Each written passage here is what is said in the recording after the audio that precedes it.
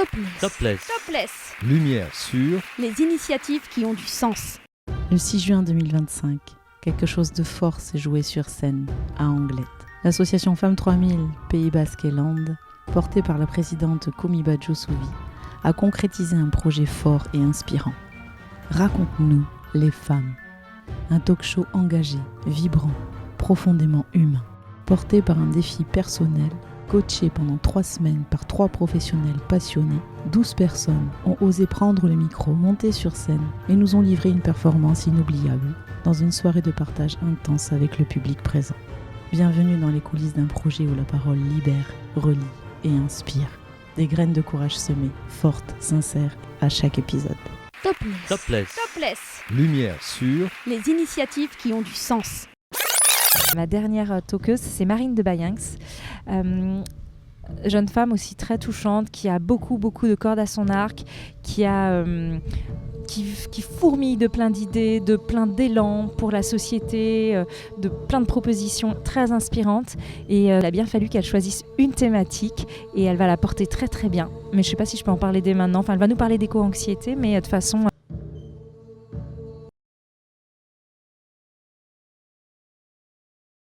Marine, si tu devais te décrire en quelques mots, nous dire un peu qui tu es, qu'est-ce que tu nous dirais spontanément ? Alors en quelques mots, je dirais que je suis une tisseuse de liens, une optimiste déterminée et que ce que je cherche dans la vie, dans mon action, dans mon engagement au quotidien, c'est à faire advenir des changements utiles pour la société. Et ce qui compte vraiment pour moi, c'est que ça devienne concret, réalité. J'ai besoin de voir ces changements advenir. C'est ce qui me crée aussi beaucoup d'enthousiasme. J'ai beaucoup de plaisir dans ce que je fais, avoir un peu un début, un process de changement et puis des débuts de résultats. Même si un changement, ça peut durer très longtemps, bien sûr. Tu nous parles un petit peu de ton parcours et de ce que tu proposes aujourd'hui pour accompagner justement les changements ? Avec plaisir. Très concrètement, si je remonte au souvenir le plus lointain que j'ai de déclencheur, de déclic par rapport à ce à quoi j'aspirais comme métier notamment, c'est la lecture d'un article à 15 ans dans le journal Le Monde sur un conflit qui avait lieu au Darfour. Et à ce moment-là, j'étais saisie par le fait que je réalisais à combien j'avais de chance de vivre dans un pays en paix et à quel point ça faisait des dizaines d'années qu'on était sur un continent où il n'y avait pas la guerre. Et à ce moment-là, j'avais envie de travailler pour l'Union européenne. Ce qui me motivait, c'était travailler au service de la paix. Et de là, donc est venu un cursus en sciences politiques, en affaires européennes, en franco-allemand, en bilingue. Donc, j'ai passé du temps en Allemagne. J'ai réfléchi à quelle était la politique communautaire européenne qui me parlait le plus. Quelle était la politique européenne qui était moins présente dans les politiques nationales? Il y avait l'environnement, que j'ai rejoint beaucoup plus tard, et puis il y avait l'aide au développement, les relations entre les pays du Nord et ce qu'on appelait les pays du Sud. Et dans ces débuts-là, ce qui était important pour moi, c'était 2 choses. C'était me dire que l'aide au développement, elle produisait des fruits, qu'elle était utile, qu'elle était efficace. Et en fait, il y avait quelque chose qui m'intéressait beaucoup, une conviction que j'avais et que j'ai toujours portée, qui était pour que ça marche, il fallait faire avec les gens concernés. Il fallait qu'il y ait ce qu'on appelle une appropriation. Et ça passait par ce qu'on appellera aussi la co-construction. Une espèce de relation vraiment horizontale, partenariale, entre ceux qui, entre guillemets, veulent aider et ceux qui seraient aidés. Donc ça, c'était un peu un point de départ. Et puis, je suis partie en Éthiopie faire un stage avec l'Union européenne là-bas. Et j'ai été prise d'une foudre de surprise en découvrant un pays très beau, magnifique, très riche d'histoire, passionnant, qui était très différent de l'image de la représentation que j'en avais, qui était plus dure, plus tournée sur la famine, sur la guerre, etc. Les images en fait un peu occidentales qu'on pouvait avoir de pays de ce continent. Et ça a été un vrai déclic sur l'importance de la communication, des messages, des récits, puisque je me disais qu'à partir des récits et des histoires qu'on raconte, on peut avoir, ça vient modéliser notre rapport à l'autre. Et nous, notre rapport d'Européens à l'Africain, notre rapport de Français à certains pays d'Afrique. Et donc, c'était toujours ce sujet des relations de qualité, je crois, qui m'ont donné envie d'aller dans les métiers de la communication en me disant, mais c'est tellement important de montrer ce qui va bien aussi, de mettre de la lumière sur les projets qui marchent, de les valoriser. Et donc là a démarré une première séquence professionnelle dans la communication, absolument passionnante, très enrichissante, où on m'a fait beaucoup confiance, on m'a donné des responsabilités, où j'ai pu apprendre aussi par moi-même, prendre confiance en moi. Et puis ensuite, j'ai touché un peu à la communication donc externe, aux relations médias, beaucoup, pour le service public, aussi pour le secteur privé. Et puis à la communication interne. Et de la communication interne, je suis passée au métier de l'accompagnement au changement, à la transformation des organisations, qui était une séquence qui m'a beaucoup, beaucoup plu. J'ai pu travailler dans des contextes différents, secteur de l'énergie, des télécoms, de la banque, dans des directions métiers, que ce soit le commerce, l'informatique, la conformité, que ce soit le marketing, que ce soit le juridique. Mais à chaque fois, c'était pour des projets qui impliquaient des collaborateurs, des collaboratrices qui faisaient des grands changements et qu'il fallait accompagner pour que ces changements soient les plus pacifiques aussi possible finalement. Les moins douloureux, et pour faire avec. Et ça a toujours été le cheminement, quoi. Plus on fait avec les gens concernés, moins la stratégie est descendante et tombe sur les équipes et les charges, plus les projets sont intéressants, motivants, enthousiasmants et créent du collectif. Et puis finalement, il y avait ces deux volets qui sont finalement plutôt des compétences, disons métiers, la communication, la conduite du changement. Alors que je m'étais éloignée des sujets de l'aide au développement et de l'Union européenne, c'est le sujet de l'environnement qui est venu frapper à la porte, puisque j'ai participé un jour à un atelier de sensibilisation sur les enjeux climatiques. Et là, je me suis dit, OK, ça, c'est le sujet qui va m'occuper mes prochaines années. Un sujet qui m'inquiétait et où je sentais qu'il y avait énormément de choses à faire. Et aujourd'hui, je suis à mon compte et j'accompagne les organisations dans les transformations liées à l'environnement, pour avoir des activités qui soient plus respectueuses, moins impactantes sur notre empreinte environnementale, et aussi des activités qu'on dit plus régénératives du vivant. Et ça passe par de la connaissance technique, scientifique, donc je me suis formée. Et ça passe aussi beaucoup par le fait de développer la coopération dans les organisations pour pouvoir embrasser ces transformations qui sont immenses. Et donc, ça couvre des projets assez divers et passionnants. Notamment, j'accompagne la Convention des entreprises pour le climat, qui est un collectif de dirigeants d'entreprises qui transforment leur modèle économique. Donc là, je le fais notamment au niveau de la région, de la Nouvelle-Aquitaine. Je réalise aussi des ateliers de sensibilisation sur l'adaptation au changement climatique. J'aide les organisations à prendre conscience des risques climat déjà là, pour pouvoir se préparer à y faire face sans risquer d'aggraver la situation climatique actuelle, ou aussi faire attention à la biodiversité notamment. Et puis, il y a tout un volet comme ça, conduite du changement sur les enjeux climat. Et puis, j'ai aussi tout un volet pour les organisations qui sont déjà inscrites dans cette trajectoire de protection de l'environnement et qui vont vivre des difficultés assez classiques d'organisation liées au bien-être des équipes, des sujets de management, un peu plus RH. Et donc, je vais avoir aussi ce soin-là de venir écouter, co-construire pour retrouver une forme d'apaisement dans ces organisations et qu'elles puissent finalement œuvrer à leur mission initiale. Ce qui relie un petit peu toutes ces initiatives et la manière dont je les accompagne, ça va être déjà beaucoup d'écoute. Parce que ça, c'est quelque chose que j'ai depuis longtemps, un peu une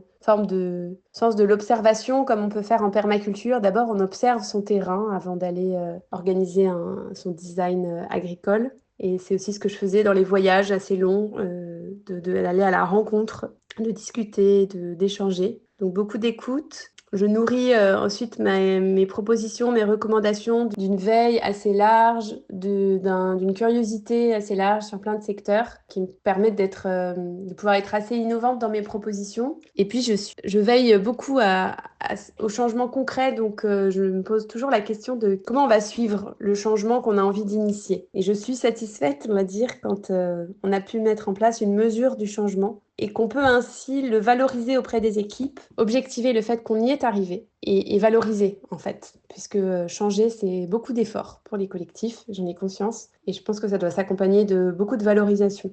Quand tu parles d'écologie, de développement durable, comment ça fait écho pour venir s'inscrire dans une démarche qui va dans ce sens-là, qui demande du coup une projection à moyen long terme et pas forcément au profit à court terme? Qu'est-ce qui se tricote et comment ça se joue? Alors aujourd'hui, si on va sur mon profil LinkedIn, on ne voit pas ces termes écologie et développement durable. Et pour autant, oui, ils sont complètement au cœur de ma démarche. Quand j'ai travaillé un peu en communication, le choix des mots, en fait, est pour moi quelque chose de très important. Les mots peuvent créer des liens, des ponts, mais ils peuvent aussi créer des ruptures et des antagonismes.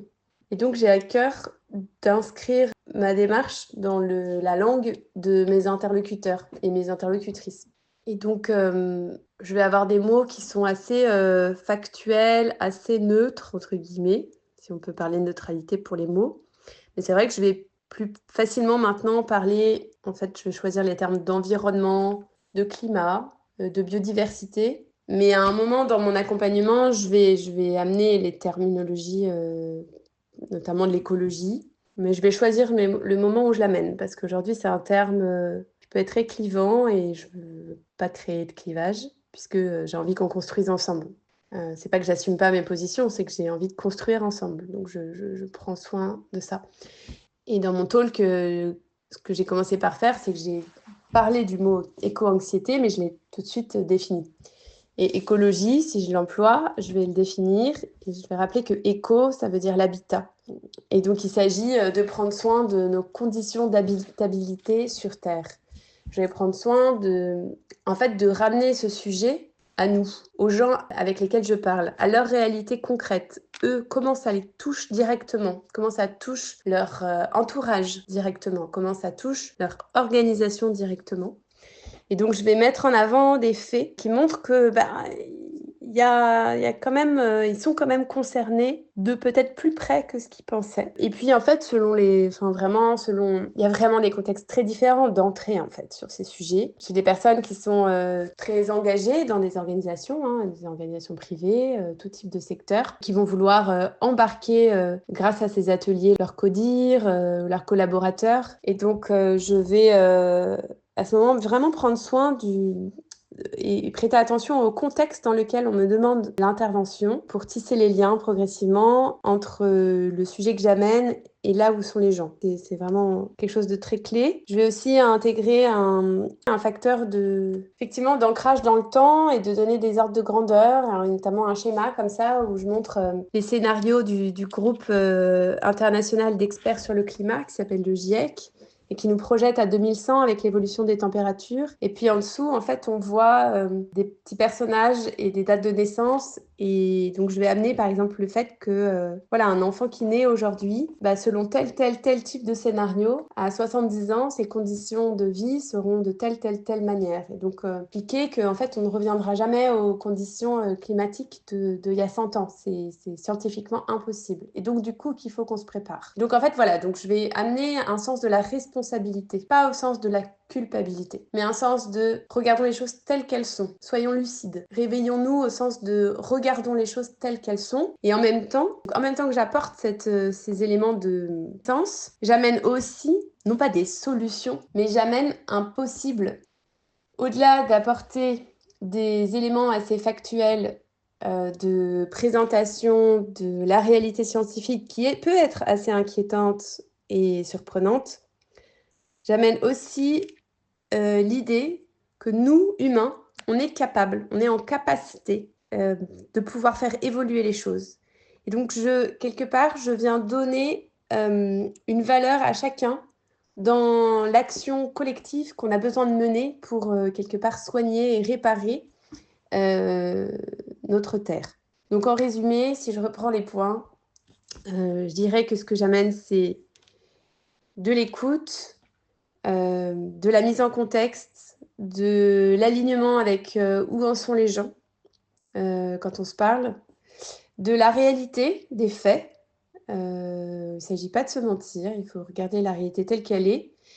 Et en même temps, je les mets en condition de pouvoir être des acteurs de cette transformation. Dans ce qu'on appelle le déni climatique, ou dans le déni en général, c'est un phénomène psychologique qui se met en place quand notamment les changements dont on nous parle, qui sont à mener, nous semblent beaucoup trop grands par rapport à là où l'on est.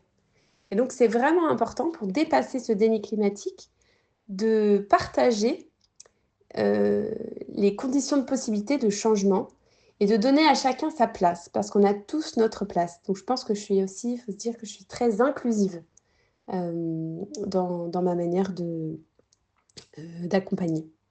Et puis, je suis je pense que j'ai beaucoup d'énergie aussi et j'aime bien surtout raconter des histoires de changement, de transformation. Donc, on retrouve les récits tout à l'heure, puisqu'il y a quelque chose qui résonne beaucoup, c'est cette notion de mimétisme. Quand on nous raconte des histoires de gens qui nous ressemblent et qui ont changé, alors on peut commencer à se projeter, ça nous semble possible. Et je raconte des histoires vraies, bien sûr. Peut-être j'ajouterais que, en fait, j'ai une démarche qui est plutôt sociologique, voire un peu anthropologique, puisque je m'inscris dans une recherche de compréhension des acteurs, des relations entre acteurs, et j'essaye de tisser des liens à ce niveau-là et d'ouvrir un peu des taquets là où il y a des blocages, de venir ouvrir ces blocages euh, par une mise en action, sortir de l'idée que c'est pas possible. C'est pas possible, c'est une idée. C'est possible, c'est aussi une idée. Et, euh, et rendre cette utopie-là, du changement de monde possible, de la rendre accessible et de la rendre ainsi réaliste dans les espoirs et dans les imaginaires de mes interlocuteurs. Leur donner à voir autre chose autrement. Et encore une fois, surtout qu'ils y trouvent leur place. Comment est-ce que tu as connu l'association Femmes 3000 et qu'est-ce qui t'a donné envie de participer à Raconte-nous les femmes? Alors, j'ai entendu parler de cette initiative talk show Raconte-nous les femmes et donc de l'association Femmes 3000 par mon père qui m'a transmis un article qui était finalement l'appel un peu à candidature pour participer. J'ai à cœur de te demander ce qui, au-delà de la proposition de ton papa, t'a motivé intrinsèquement à te dire « Ok, je vais prendre le micro et je vais aller justement poser un récit, une histoire d'une autre manière, par le biais d'un talk show ». Qu'est-ce qui t'a motivé au point de te dire « Ok, ce défi-là, je le relève et j'y vais ». En fait, ce qui est amusant, c'est que la raison pour laquelle j'ai candidaté de manière très instinctive et très rapide par rapport à ce message que m'a envoyé mon père, c'est que j'avais moi-même le projet d'organiser une soirée de talk de femmes inspirantes au Pays Basque. Et j'en avais parlé un petit peu autour de moi. Je commençais à identifier, à parler avec des femmes du territoire et à demander à des gens de me présenter des femmes du territoire qui pourraient être très inspirantes pour d'autres femmes. Donc j'avais cette envie d'organiser une telle soirée et en fait finalement j'ai participé et je suis montée sur scène. Donc c'était complètement pas prévu. Et puis foncièrement ce qui m'a donné envie c'est que j'ai souvent des réflexions où je me dis ah, j'aimerais tellement que un plus large public puisse entendre ça. Et là, c'était l'occasion de diffuser une réflexion qui venait apporter de l'espoir et qui venait raconter dans ce monde qui semble aller mal, de venir raconter une autre histoire, un récit alternatif, un contre-récit, celui des possibles. Et non pas parce que je suis une utopiste, mais parce que maintenant que j'ai réalisé aussi moi beaucoup de changements en fait dans ma vie liés à la transition écologique et sociale, j'ai transformé mon mode de vie, enfin vraiment à plein d'égards, de manière importante. De la même manière que quand je suis allée en Éthiopie, il m'a semblé important de me dire il faut mettre de la lumière sur ce qui va et pas juste sur ce qui va pas. Et là, je me suis dit, maintenant que tu as changé, tu as modifié, il faut que tu racontes aussi ces histoires-là. Qu'on arrête de croire que l'écologie, c'est quelque chose de punitif et triste et frustrant. Pas du tout. J'avais très envie de raconter cette histoire pour embarquer. Alors justement, chacune avec son regard, sa vie, son message d'une certaine manière est venu témoigner à sa manière. En quoi est-ce que tu t'es retrouvée dans les discours des autres? Comment est-ce que tu as vécu l'aventure collective de cette expérience? Alors concernant l'aventure collective, ce qui m'a beaucoup marqué en fait, c'est dès les premiers moments où on s'est rencontrés, c'est notamment nous dans notre groupe de 4 avec Laetitia, 4 talkeurs, talkeuses.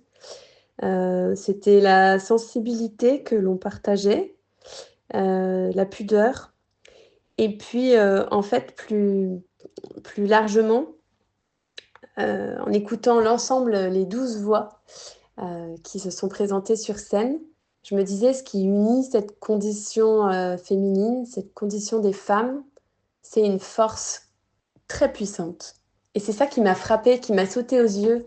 Je me suis dit, mais quelle détermination ont eu chacune de ces femmes dans leur parcours, chacune des femmes citées, présentées. Et je me suis dit, cette force-là, elle est montrée sur scène ce soir, mais elle est vraiment présente dans la société. Elle est là, et j'ai envie de me dire qu'on peut vraiment s'appuyer dessus. Et que de donner à voir aussi ces parcours de courage, ça devrait nous donner espoir. Ça devrait aussi continuer à nous... En tout cas, moi, je me dis, ça doit continuer à ne pas m'endormir, quoi. La société, s'il y a eu du courage, c'est qu'il y avait des blocages, c'est qu'il y avait des réflexes dans la société qui font que les femmes doivent encore avoir une force importante. Et c'est parfois fatigant, en fait, cette force. C'est beau à entendre, mais quelle énergie on déploie, quoi. Et donc, le sentiment aussi de se dire, waouh, qu'est-ce que c'est injuste, quelque part, de devoir mettre toute cette force, toute cette énergie. Et en même temps, quelle beauté de voir ce que ça a produit, quoi.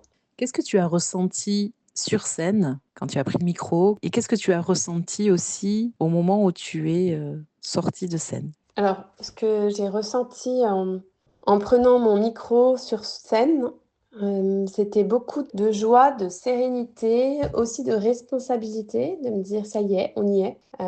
J'étais très concentrée aussi, avec une attention à me dire il faut que je regarde, vraiment que je pose mon regard sur les personnes, que je prenne appui dans le regard des personnes du public. Et j'ai vraiment senti cet appui. Et j'étais dans cette joie de venir révéler cette histoire au monde, quelque part. Puis j'avais des proches dans mon entourage que j'étais très contente d'avoir là, auxquels j'étais heureuse qu'ils puissent entendre mon histoire, mais entendre aussi les autres histoires. Et quand je suis sortie de scène, alors je suis parfois un peu dure avec moi-même, alors je me suis dit, oula, je crois que j'ai parlé un petit peu trop longtemps. Mais en même temps, je suis sortie vraiment avec le sourire. Encore une fois, beaucoup de joie. Et puis j'étais dans la curiosité aussi de savoir un peu comment, notamment mes proches, avaient reçu ce message. Donc j'avais mon père qui était là aussi. Il s'est fait à son image, tout en pudeur, pas forcément avec beaucoup de mots. Mais en fait, il avait filmé ma partie, il voulait prendre des photos après du collectif. Et quelque part, en fait, pour moi, dès lors qu'il m'avait déjà transmis cette information, comme quoi il y avait ce talk au début, que c'est venu en fait me dire, c'est qu'il avait confiance en moi, que je dirais quelque chose sans doute d'inspirant, puisque c'était ça le titre. Et puis ma mère qui avait été aussi très touchée par d'autres témoignages, en fait, presque ça, c'était plus important pour moi. Mais aussi, comme je l'ai regardé un peu droit dans les yeux, ma mère, à un moment pendant la conférence, elle m'a dit « Ah là, j'ai bien compris ce message. » Et donc, du coup, c'était rigolo. Je retiens aussi en avant-après, par rapport à l'expérience globale, donc ce que je disais un peu sur la prise de conscience de cette condition féminine. C'est des sujets dont j'entends parler, j'ai des amis qui sont dits féministes, etc. Mais là, il y a vraiment quelque chose d'appartenance à cette identité de femme qui s'est vraiment révélée. 86% des femmes seraient éco-anxieuses, selon un rapport du Conseil économique, social, environnemental. Quoi ? Éco-anxieuse. C'est un sentiment d'impuissance face à la réalité des problématiques environnementales actuelles. Il n'y a pas que les femmes qui sont éco-anxieuses, mais il y a davantage de femmes. Je suis dans les 86%. Enfin, je devrais plutôt dire, j'y étais dans ces 86%. Et je vais vous raconter un peu comment s'est opérée cette évolution. Lors de ma prise de conscience climatique, quand j'ai réalisé la gravité des événements, que j'ai pris conscience de à quel point certains effets allaient être irrémédiables pour notre génération, mais aussi pour les générations futures, J'ai senti une immense tristesse m'envahir. J'étais littéralement chamboulée, atterrée. J'ai passé des heures sur mon canapé, des jours, à regarder des documentaires. Des documentaires de magnifiques paysages, de la faune, de la flore, des humains, de tout ce vivant splendide. Et je me demandais, mais comment a-t-on fait pour que cette beauté si magnifique soit menacée de la sorte aujourd'hui? Pourtant, les scientifiques nous disent la responsabilité humaine dans ce dérèglement climatique actuel, elle est sans équivoque. Alors, que n'avions-nous pas entendu, vu, compris, perçu? Et maintenant qu'on en parlait de plus en plus, pourquoi diable ne bougions-nous pas collectivement? Pourquoi est-ce si difficile de faire évoluer nos comportements? Au-delà de la tristesse, vous avez compris, une forme de colère arrivait. Et cette colère, je l'ai plutôt intériorisée. Dans l'éducation des femmes, souvent, se faire remarquer, c'est pas forcément de bon ton. Alors la colère, elle était à l'intérieur. À certaines époques, on aurait parlé d'hystérie, de folie, voire même on aurait chassé ces personnes-là. Alors cette colère, elle était à l'intérieur. Et mon impuissance n'avait qu'à se taire. Si on ne prend pas en compte l'anxiété, la violence peut arriver, intérieure, extérieure. Et au-delà du désespoir, je ressentais une profonde injustice. Je percevais que parmi les solutions à apporter, certaines allaient enfin, plutôt encore, reposer sur les épaules des femmes. Par exemple, l'alimentation. Pour diminuer notre impact environnemental, idéalement, nous devrions aller vers moins de transformés, moins de surgelés, moins de carnets, plus de végétation, plus de local, plus de saison. Tout cela a un impact sur la manière de faire nos courses, de faire la cuisine, d'y passer plus de temps. Et les études en France montrent que du côté des tâches domestiques, l'inégalité est encore très présente. Alors ça allait reposer encore, toujours, sur les épaules des femmes. Quelle injustice.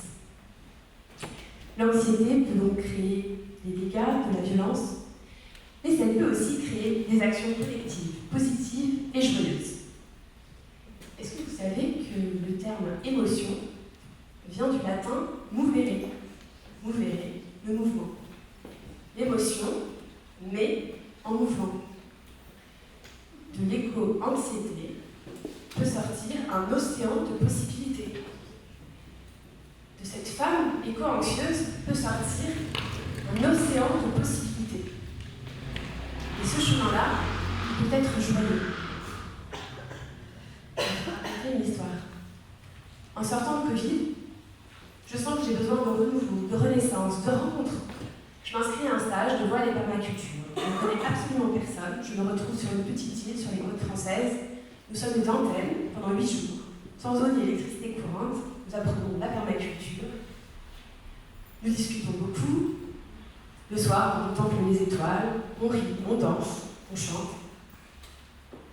Et parmi ces personnes, certaines s'étaient déjà constituées en collectif pour vivre dans des habitats communs, où les valeurs qui régnaient, assez extraordinaires, celles de la bienveillance, de la solidarité, de la co-responsabilité. Et au-delà de ça, je sentais énormément de joie, beaucoup de fun dans ce collectif. Et en réalité, des vibrations très importantes de joie sont arrivées, et j'ai su à ce moment-là que je voulais aller vers cette énergie-là. Alors il y a quelques étapes. Une des premières étapes, moi, c'était de participer à un atelier pour mieux comprendre comment ça fonctionnait, ce dérèglement climatique. En fait, je voulais comprendre, pas pour culpabiliser, pas pour moraliser. Je me disais, si je veux agir, je vais agir là où ça a de l'impact. On n'a plus le temps d'agir avec les micros, éco-gestes. Il faut agir là où ça a de l'impact. Ces ateliers m'ont beaucoup aidé, ça a aussi été un petit peu secouant. Et après, je me suis formée à plein de sujets. Et au bout de 3 ans, j'ai décidé de quitter mon emploi. Et je ne vous ai pas dit, mais les personnes que j'ai rencontrées sur cette île, pour certains, avaient quitté le monde classique du travail. Ils avaient quitté le monde classique de l'entreprise, où ou parfois de l'institution. Et moi-même, plus tard, j'ai décidé de quitter ce monde classique. J'allais travailler, je vous rassure tout de suite, mais différemment. 3 ans plus tard, je quitte mon travail, je quitte ma vie, et je décide de rejoindre un territoire de cœur, riche à mes yeux, riche à mes racines. Je voulais me rapprocher d'un territoire que j'aimais pour pouvoir contribuer, avec ma petite part, à le protéger aussi. On protège ce qu'on aime. J'ai donc démarré ma transition écologique et sociale à une échelle où je sentais que je pouvais avoir plus de marge d'action, où les choses étaient possibles. Alors maintenant, je considère que j'y suis. Et j'y suis concrètement dans mon quotidien. Qu'est-ce que ça veut dire ? Tous les jours, en tout cas dans la semaine, mon alimentation vient d'une épicerie coopérative qui est à 5 minutes de chez moi. Les producteurs de cette épicerie ne dépassent pas un rayon de 100 km autour. On connaît tous les producteurs et on donne tous 3 heures de notre temps dans cette coopérative. On se connaît donc entre acheteurs, vendeurs, consommateurs, mais ce mot n'existe plus, nous sommes tous des coopérateurs et coopératrices. Et il se crée des liens, nous n'allons pas juste faire nos courses. Parfois, on prend même l'apéro ensemble. Vous imaginez prendre l'apéro avec les gens avec lesquels vous faites les courses, les uns derrière les autres, au supermarché? Ça reste encore assez rare, et je souhaite qu'il y en ait de plus en plus. D'autres changements, ça a été aussi de faire évoluer mes modes de transport. J'essaye les transports en commun. Franchement, c'est assez galère. Mais j'y vais. Parfois, ça prend plus de temps. Et c'est ok, je prends ce temps. Il y a urgence de prendre le temps. Le covoiturage m'a fait rencontrer des gens que je n'aurais jamais vus ailleurs. Ça élargit mes horizons, mais aussi mes opinions. Vous imaginez 2 heures dans une voiture, 4 personnes qui ne se connaissent pas, on est obligé de se parler, on ne va pas se taper dessus, si on n'est pas d'accord, il faut arriver à destination. Et même sur la ligne, c'est pareil. Je me suis départie aussi de certains besoins que j'avais, tout du neuf, tout du matériel, mais je ne m'en veux pas. Et j'ai aussi levé le pied sur l'accélérateur, non pas de la mobilité, mais de mon quotidien, un peu effréné, je peux le dire parfois. Et je me suis connectée davantage au vivant et dans des associations, de plus en plus. Ça me nourrit énormément. Et dans mon activité, aujourd'hui, j'accompagne des professionnels à faire évoluer leur modèle d'organisation vers des économies qu'on dit plus régénératives du vivant. En gros, qui tiennent juste compte du fait que nos ressources, elles sont limitées et finies. Et c'est ok. Les artistes le savent. Ils créent dans des espaces limités, dans un cadre. Et bien ce cadre, cette limitation, cette finitude, elle est un espace pour nous. Un appel à l'innovation, à la créativité et en collectivité et dans la joie. Donc je ne fais plus trop partie de ces 86%. Parfois j'y retourne un peu, c'est des allers-retours, c'est pas facile tous les jours. C'est ok. Alors à toutes ces personnes qui peut-être se retrouvent dans ces 86%, j'ai envie de vous dire, ne pensez pas qu'autour de vous rien ne bouge. C'est pas vrai. Vous ne voyez peut-être pas que tous ces collectifs sont là. Rejoignez-les. Et s'ils n'existent pas autour de vous, vous ne les voyez pas. Créez-les. Ainsi, alors peut-être, vous pouvez davantage dépasser cette peur, cette impuissance, cette colère et gagner cette joie. Et bien évidemment, parmi vous, il y a peut-être des personnes qui ne se retrouvent absolument pas dans ces 86%. Et c'est très bien, et tant mieux. Mais peut-être que vous pourriez juste prêter attention, en tout cas à ces personnes-là. Elles ont beaucoup à vous offrir, elles ont beaucoup à vous dire, elles ont beaucoup à créer. Et vous savez, une personne anxieuse, ce dont elle a le plus besoin, au fond, c'est d'être écoutée, d'être rassurée, et d'être encouragé. Et si demain, collectivement, nous ouvrions tous ces océans de possibilités? Merci.